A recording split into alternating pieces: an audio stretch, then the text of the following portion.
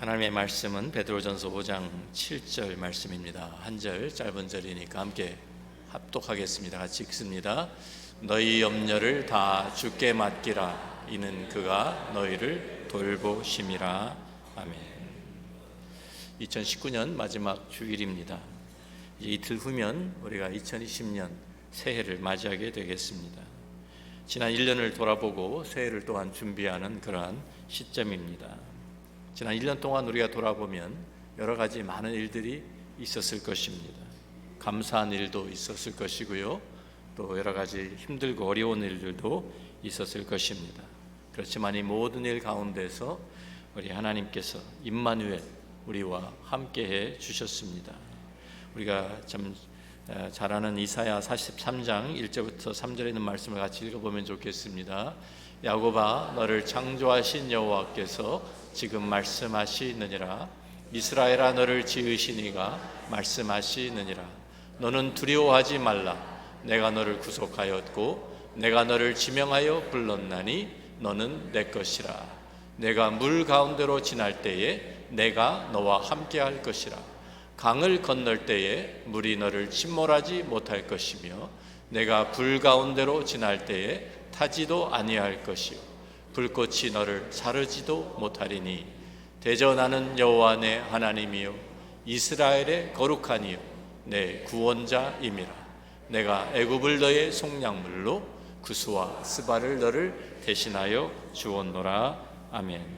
하나님께서 약속하신 대로 지난 1년 동안 우리의 힘들고 어려운 때라 할지라도 불 가운데로 물 가운데로 지난다 할지라도 주님께서 우리와 함께 하신 신실하신 하나님의 은혜가 있었습니다.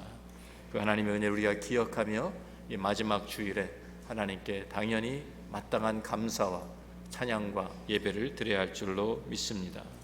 그렇지만 동시에 우리에게는 아직도 개인적으로 또 가정적으로 사회적으로 또 국가적으로 해결되지 않은 문제들이 많이 널려 있는 것도 사실입니다. 우리들은 몸의 건강 문제를 안고 살아가고 있고요, 우리의 자녀의 문제들도 있고 우리 직장 문제도 있고 사업 문제도 있고 또 경제 문제, 정치 문제, 이러한 여러 가지 문제들을 우리들은 아직도 가지고 살아가고 있습니다. 이런 문제들 생각하면 골치가 아플 때가 많죠. 또 우리들은 걱정과 근심과 염려를 하게 됩니다. 그런데 우리가 가지고 있는 이 걱정, 근심, 이 염려들을 우리들이 돌아보면 두 가지로 나눌 수가 있습니다. 하나는 쓸데없는 걱정, 염려가 있고요, 또 다른 것은 우리가 필요한, 우리 참 쓸데가 있는 걱정과 근심도 있습니다. 자, 쓸데없는 걱정, 근심은요, 내가 하지 않아도 될 그런 염려들이죠. 또 쓸데있는 걱정은 꼭 내가 해야 하는 것입니다. 자, 고린도후서 7장 10절 말씀에 보면 이 두 가지 근심이 잘 나와 있는데요, 같이 읽습니다.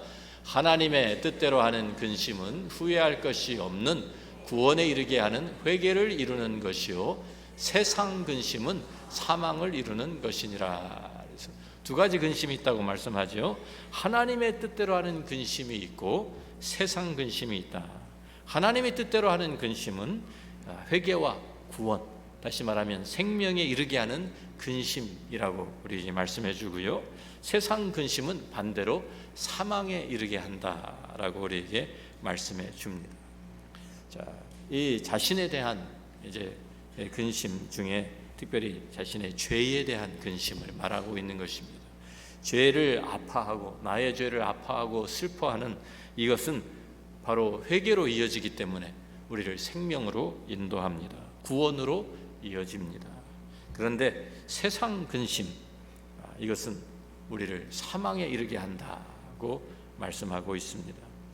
사실 우리가 가지고 있는 많은 이 몸의 병들, 우리들이 암이나 당뇨나 또 고혈압, 심장병, 또 뭐 간경화, 위궤양, 비만, 우울증, 불면증, 이런 모든 병들은 다 스트레스에서 온다라고 의학적으로 우리에게 알려주고 있습니다. 이것이 다 세상 근심들이에요. 세상 근심은 실제로 우리를 사망에 이르게 하는 것이죠. 그래서 우리가 주님께서도 이러한 세상 근심, 세상 염려 하지 말라고 우리에게 말씀하십니다. 우리가 잘 아는 마태복음 6장 25절 말씀부터 읽어보겠습니다. 같이 읽습니다. 그러므로 내가 너에게 이르노니 목숨을 위하여 무엇을 먹을까 무엇을 마실까 몸을 위하여 무엇을 입을까 염려하지 말라. 목숨이 음식보다 중하지 아니하며 몸이 의복보다 중하지 아니하냐. 여기 이 말씀 제가 우리 8월 달에 우리들이 새 회개전도 시작하면서도 함께 나누었던 말씀인데, 우리가 이제 좀 연말을 맞이해서 우리 다시 한번 우리들이 상기하면 좋겠다라는 생각이 들어서 이 말씀을 다시 우리들이 상기시켜 드립니다. 이러한 이 주님께서 하지 말라고 하는 이러한 이 근심 염려, 왜 하지 말라고 합니까? 쓸데없는 걱정과 근심과 염려이기 때문입니다. 우리가 할 필요가 없는 염려이기 때문입니다. 이런 염려, 무엇을 먹을까, 무엇을 마실까, 무엇을 입을까, 이런 염려 하지 말라. 이 세상 염려를 말씀하시는 것이죠. 하지 말라고 말씀하십니다. 그런데 사실 우리가 먹는 것, 마시는 것, 또 입는 것, 이것은요 우리 생존을 위해서, 우리의 목숨을 유지하기 위해서 가장 기본적인 것들입니다. 이것들을 염려해야 되는 것이 아닙니까? 가장 기본적인 것은 가장 중요한 것이라는 말인데, 이것이 없으면 우리는 죽습니다. 먹을 것이 없으면 죽고 마실 것이 없으면 죽습니다. 자, 그런데 당연히 걱정해야 하는 것인데 주님께서는 걱정하지 말라. 이것은 세상 염려라고 말씀하십니다. 이런 먹고 마시는 것뿐만 아니라 우리가 세상을 살아가는데 우리 주위에 보이고 보이지 않는 수많은 전쟁들이 일어나고 있습니다. 경제적인 문제도 많고요, 인종차별의 문제도 있고, 건강에 아까 말씀드린 건강의 문제, 가정의 문제, 이 살아가는 삶의 현장에서 우리에게 실제적인 문제들을 우리들은 부딪히게 됩니다. 그리고 그 문제들이 우리를 압박하고 있습니다. 그런데도 주님께서는 염려하지 말라, 세상 염려하지 말라고 하시는 거예요. 왜 이런 염려를 하지 말라고 하시는 거예요? 이런 것들이 필요가 없다는 것이 절대로 아닙니다. 이것은 하나님의 자녀가 된 우리들은 이런 염려, 걱정을 할 필요가 없다는 것입니다. 이 자체가 필요 없다는 것이 아니라 이것을 위해서 걱정할 필요가 없다는 것입니다. 왜? 하나님께서 해결해 주시겠다는 약속이 여기에 담겨 있기 때문입니다. 이 말씀을 우리가 잘 들여다보면 여기에 좀 목숨보다 음식이 중하지 아니하며 몸이 의복보다 중하지 아니하냐. 처음에 제가 이 말씀을 읽으면서 당연한 말씀을 왜 하실까라고 생각을 했어요. 당연히 몸이, 그렇죠, 의복보다 더 중요하고 목숨이 먹는 거 마시는 것보다 더 중요하죠. 그런데 그 말씀의 의미가 무엇이냐면 하나님께서 너희에게 몸을 주시지 않았느냐, 몸이 더 중요한데 그 몸을 입힐 의복도 주시지 않겠느냐, 그 말씀이에요.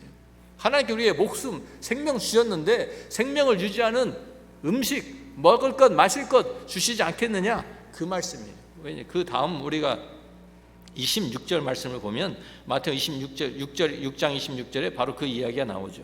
공중에, 같이 읽어봅니다. 공중의 새를 보라, 심지도 않고 거두지도 않고 창고에 모아들이지도 아니하되 너희 하늘 아버지께서 기르시나니 너희는 이것들보다 귀하지 아니하냐. 너희 하늘 아버지께서 기르시나니, 하늘 아버지께서 모든 것 다 다스리고 계시죠. 공중에 날아다니는 새들까지도 하나님께서 만드시고 다스리십니다. 그런데 그 새들이 농사를 짓습니까? 아닙니다. 창고를 지어놓은 새가 있습니까? 없습니다. 하나님께서 그런데 때를 맞추어서 그들에게 양식을 주시고 길러 주십니다. 그러면서 또 28절에도 너희가 어찌 의복을 위하여 염려하느냐, 들의 백합화가 어떻게 자라는가 생각하여 보라, 수고도 아니하고 길쌈도 아니하느니라. 들의 백합화 스스로 옷을 만들어 입지 않습니다. 며칠 지나면 아궁이에 던져지는 그러한 꽃들도 하나님께서 다 아름답게 옷을 입혀 주신다는 것입니다. 그런데 하물며 너희일까 보냐라고 주님이 말씀하세요. 너희들은 하나님의 자녀인데, 하나님, 공중의 새들보다 훨씬 더 소중한 하나님의 자녀들이고 들의 백합화보다도 훨씬 더 비교할 수 없는 그러한 존재들인데 하나님께서 너희의 아버지가 되시는데 왜 걱정하고 근심하느냐, 염려하지 말라고 말씀하십니다. 우리가 계속해서 우리 마태복음 6장 31절부터 32절 읽어보면 이런 말씀이 이어지죠. 그러므로 염려하여 이르기를 무엇을 먹을까, 무엇을 마실까, 무엇을 입을까 하지 말라. 이는 다 이방인들이 구하는 것이라. 너희 하늘 아버지께서 이 모든 것이 너에게 있어야 할 줄을 아시느니라. 이방인들이 누구입니까? 이방인들, 하나님을 알지 못하는 사람들입니다. 하나님과 관계를 맺지 못한 사람들, 하나님을 믿지 않는 사람들, 그렇기 때문에 하나님을 아버지로 알지 못하는 사람들입니다. 이방인들은 그래서 하나님을 알지 못하기 때문에 믿음이 없는 이방인, 믿지 않는 사람들은 고아와 같습니다. 부모가 없는 고아와 같아요. 부모가 없는 고아들은 먹을 것을 어떻게 구해야 될지, 입을 것을 어떻게 구해야 될지 걱정해야 합니까? 하지 않습니까? 해야 합니다. 스스로 자기들이 알아서 해결해야 하기 때문에 당연히 걱정합니다. 모든 필요한 것을 자기들이 자기의 능력으로, 자기의 힘으로, 자기의 방법으로 해결을 하고 조달을 해야 합니다. 그런데 부모가 있는 아이들은 다릅니다. 부모가 있는, 고아가 아닌 부모가 있는데 이런 거 걱정합니까? 안 합니까? 오늘 밤 어디서 자야 되지? 걱정합니까? 안 합니까? 오늘 내가 어디서 무엇을 얻어 먹어야 되는지 걱정합니까? 안 합니까? 걱정하는 게 이상한 거예요. 걱정하는 게. 어린 아이들이 부모 앞에 와가지고 이런 걱정하고 있으면, 오늘 우리 먹을 거 있어요, 엄마? 오늘 우리 어떻게 뭐 입고 자요? 뭐 덮고 자요? 이런 걱정하면 그거는 부모가 있는 아이들이 할 걱정이 아니라는 거예요. 그런 것은 당연히 부모가 하는 것이죠. 내가 책임진다, 아빠가 얘기할 거 아니에요. 내가 걱정하지 마, 내가 할 거니까 너는 걱정하지 마. 하나님을 아버지로 모신 우리들은 그렇기 때문에 걱정할 필요가 없다는 것입니다. 고아들이 아니기 때문이죠. 우리들은 하늘 아버지가 계시기 때문에 아버지께 맡기라는 것입니다. 아버지께 맡기라. 로마서 8장 32절 말씀을 같이 읽어봅니다. 자기 아들을 아끼지 아니하시고 우리 모든 사람을 위하여 내주시니가 어찌 그 아들과 함께 모든 것을 우리에게 주시지 아니하겠느냐. 아들까지도, 독생자까지도 아끼지 않고 내어주신 하나님이시라고 하면 우리들을 위해서 그렇게 아들도 내어주셨는데 우리들을 위해서 다른 모든 것도 하나님께서 주시지 않겠느냐. 당연한 말씀이지 않습니까?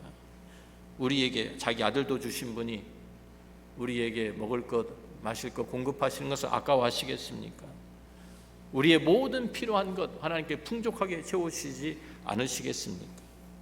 우리를 사랑하시는 그 하나님께서, 우리를 사랑하시는 그 하늘 아버지께서 우리를 지금도 사랑으로 돌보고 계신다고 성경이 약속하고 있는 것입니다. 우리를 책임져 주신다고 말씀하시는 것입니다. 그렇기 때문에 하늘 아버지가 계시니까 너희가 염려할 것이 아니다, 너희가 걱정할 것이 아니다, 우리가 하고 있는 많은 세상 염려 걱정들이요, 사실 우리가 할 필요가 없는 것들을 우리가 하고 있는 거예요. 베드로전서 5장 7절 오늘 본문 말씀으로 돌아가 보면, 그래서 너희 염려를 다 주께 맡기라, 이는 그가 너희를 돌보심이라 고 말씀합니다. 맡기라는 이 말씀은 헬라어로 우리가 보면 이런 이 단어, 헬라어 단어에 에피리토라는 단어를 썼어요.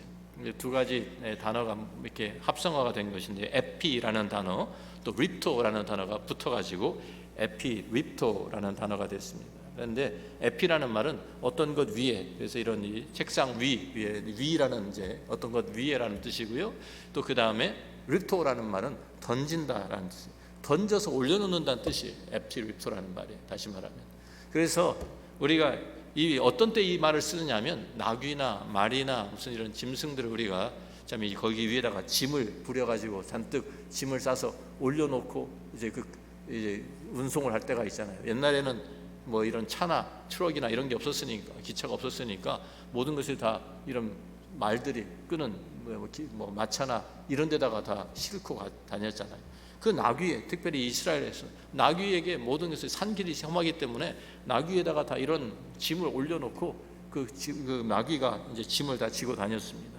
바로 그러한 것, 그 에피리토가 바로 그 말이에요. 그 무거운 짐들, 내가 지는 것이 아니라 그 짐승에다가 올려놓는 것, 짐을 부리는 것, 그걸 얘기하는데, 오늘 이 말씀은 짐승이 아니라 누구에게 짐을 맡겨요?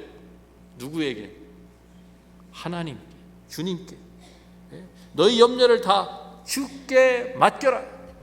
주님께 모든 것을, 내가 지고 가던 그 무거운 짐들 다 주님께 맡겨버리라고 주님께서 우리에게 말씀하시는 것입니다. 주님은 어떤 분이에요? 모든 천지 만물을 다 만드시고 다스리시고 운행하시는 전능하신 하나님이십니다. 우리가 다른 사람에게 그 문제를 떠맡기면은요, 그 사람은 그 문제를 어떻게 해결할 거예요?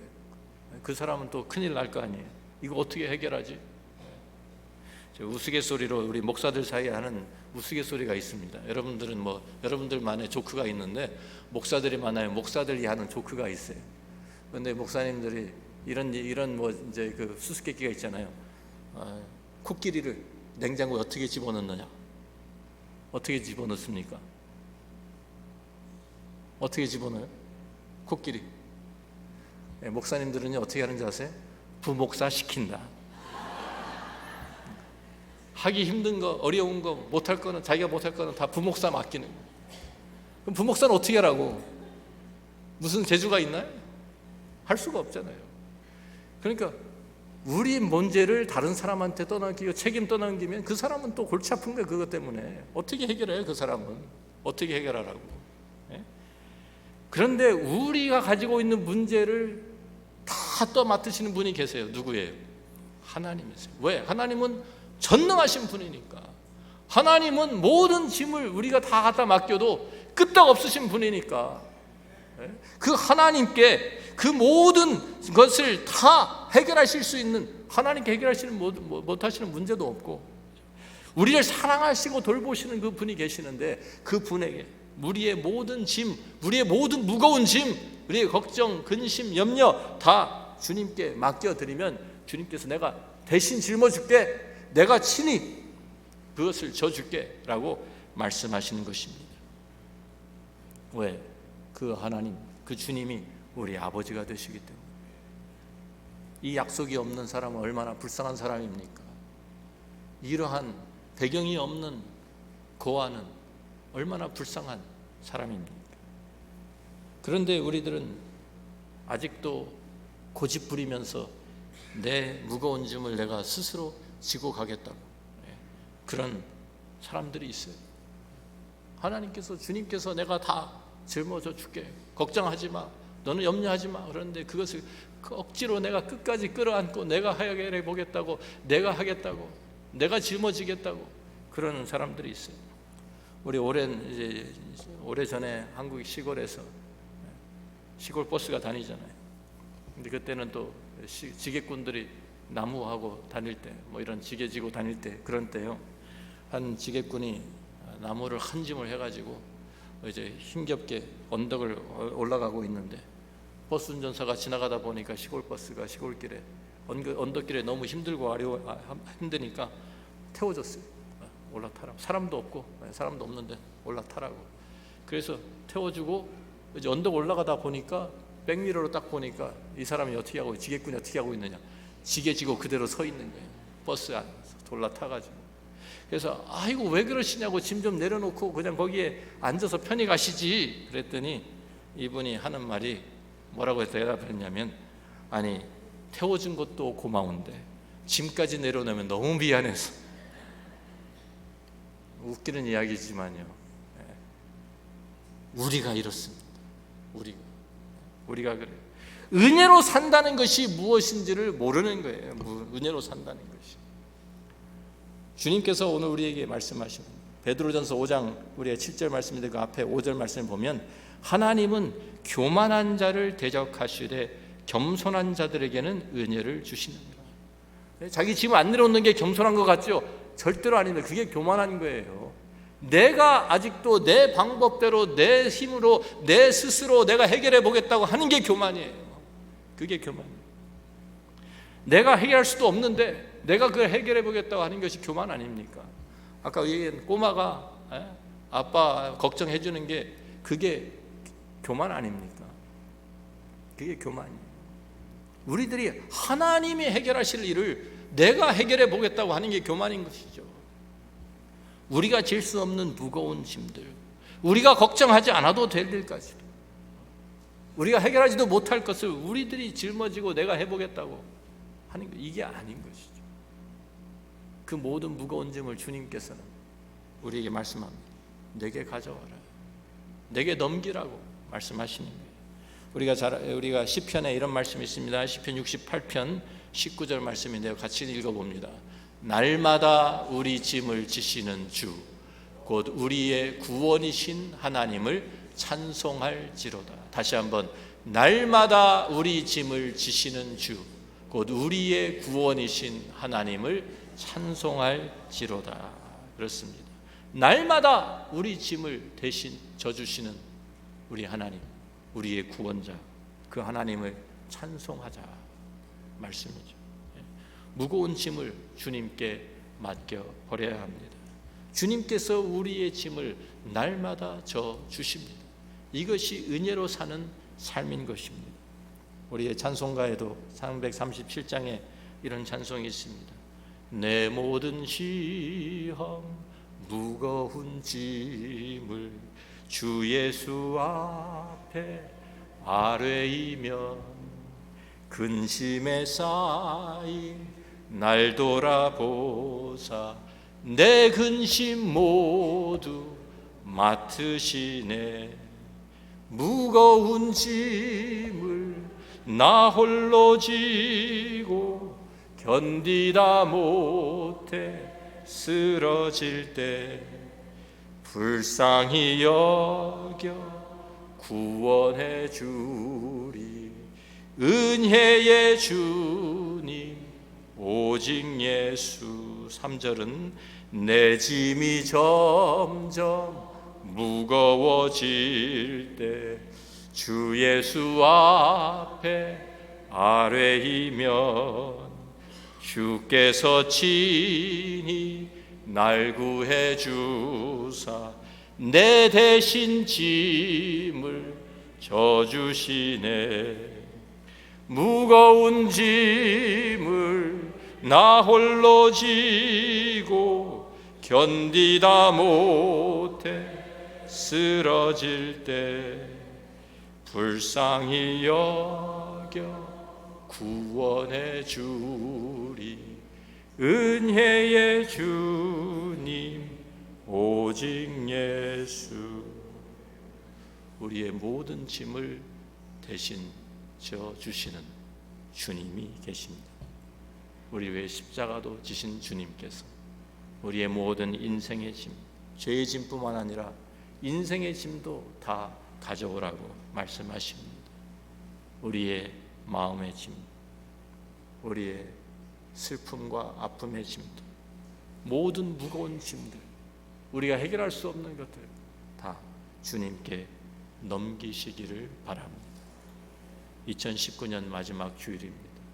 이 무거운 짐을 지고 어떻게 새해를 맞이하겠습니까? 2020년까지 이 무거운 짐을 지고 가시겠습니까?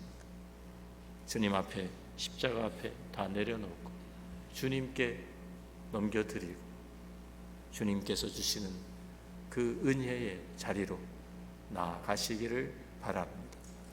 2020년도 우리가 처음에 이사야 43장의 말씀처럼 주님께서는 우리와 언제든지 우리가 물 가운데로 지날 때에도, 우리가 불 가운데로 지날 때에도 우리와 함께 하시겠다고 분명히 약속하셨습니다. 2020년도 그 약속을 붙들고 주님과 함께 동행하며 승리하시는 저와 여러분이 될 수 있기를 주의 이름으로 축원합니다. 기도합니다.